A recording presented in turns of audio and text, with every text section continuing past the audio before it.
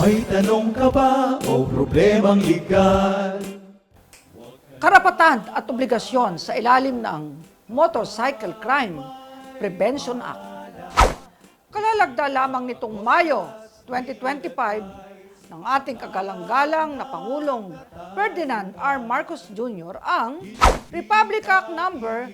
12209 kung saan inamyendahan ang Republic Act 11235 na tinaguriang Motorcycle Crime Prevention Act. Sa ilalim ng Republic Act No. 11235, idineklara na alinsunod sa Artikulo 2, Section 5 ng ating saligang batas, ang pagpapanatili ng kapayapaan at kaayusan, ang proteksyon ng buhay, kalayaan at ari-arian, at ang pagtataguyod ng pangkalahatang kapakanan ay mahalaga upang matamasa ng lahat ng mamamayan ang mga pagpapala ng demokrasya. Dito ay dineklara ang patakaran ng Estado na tiyakin at pangalagaan ng publiko mula sa mga krimeng kinasasangkutan ng mga motorsiklo sa pamamagitan ng paggamit ng mas malalaking, madaling mabasa at may kulay na mga plaka, pati na rin ng iba pang mga pagkakakilanlan na marka. Ayon sa Section 1 na nabanggit na batas, inaatasan ang mga may-ari ng motorsiklo na irehistro ang kanilang mga motorsiklo sa Land Transportation Office o LTO. Sa orihinal na pagbili o unang bentahan, ang dealer o nagbebenta sa pahintulot ng bumili ay mayroong obligasyon na iparehistro ang motorsiklo ng hindi mas matagal sa 5 araw na may trabaho o working days na bibilangin mula sa araw ng bentahan.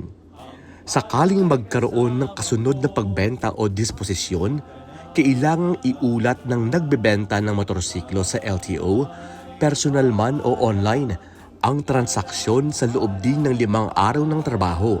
Ang bagong may-ari ay dapat manguna sa paglilipat ng rehistro ng motorsiklo nang hindi lalampas sa 20 araw na may trabaho mula nang mabili niya ang motor mula sa dati nitong may-ari.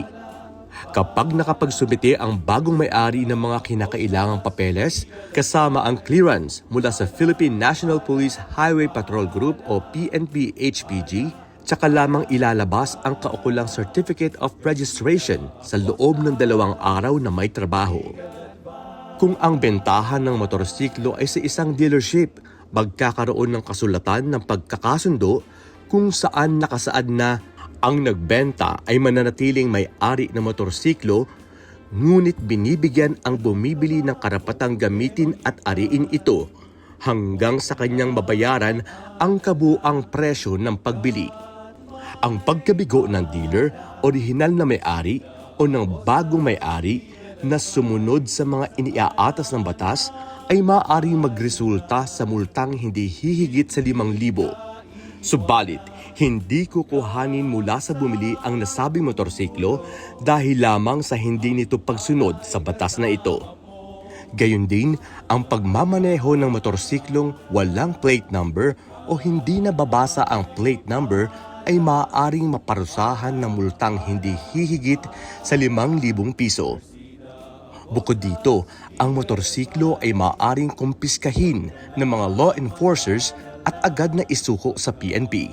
Subalit, hindi maaaring kumpiskahin ang motorsiklo kapag nagpakita ng patunay ng pagmamay-ari at pagpaparehistro ang may-ari nito, at siya ay walang kasalanan sa hindi pagkabit ng plate number o kung plate number nito ay hindi mabasa. Ganoon pa man, ang amyendang inilatag ng RA No. 12209 ay nagdudulot ng malaking kaluwagan sa mga sakay ng motorsiklo sa pamamagitan ng pag-alis ng mandato ng plaka sa harap at makabuluhang pagpapababa sa mga parusang nauugnay sa nakaraang batas ng doble plaka. Halimbawa, ang pinakamataas na multa sa ilalim ng lumang Section 7, pagmamaneho ng walang plate number o nababasang plate number ay 100,000 pesos. Ngayon, binawasan ng RA No. 12209 ang mataas na multa at ginawang 5,000 pesos na lamang.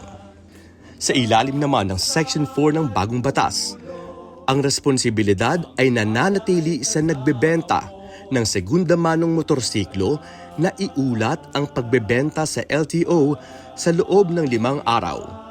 Kasabay nito, obligado naman ang bumili na kumpletuhin ang paglipat ng rehistro sa parehong LTO at PNP HPG sa loob ng 20 araw.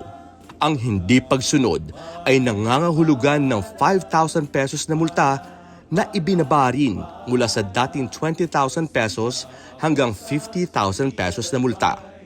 Samantala ang lahat ng may-ari ng motorsiklo na hindi susunod sa mga bagong pamantayan sa plaka ay binibigyan ng palugit hanggang Disyembre 31, 2025 upang sumunod, habang ang LTO naman ay binibigyan ng hanggang Hunyo 30, 2026 upang mag-produce, maglabas at mag-issue ng mga plate number na kinakailangan ng batas na ito. Yun pala! At ito po ang ating hashtag Palanos.